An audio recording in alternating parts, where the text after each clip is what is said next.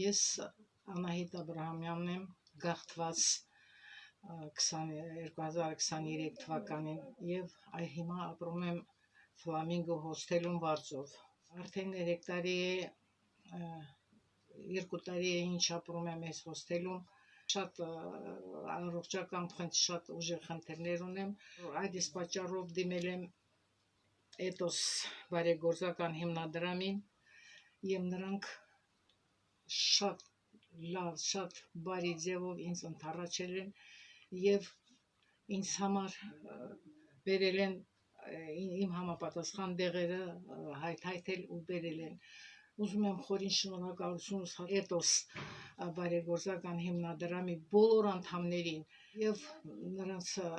դոնորներին, որոնք իրենց ինչ որ լումայով օգնել են ինձ, որպեսզի ես ոտքի կանգնեմ։ Շատ շնորհակալություն եմ հայտնում բոլորին, ովքեր ինձ օգնել են։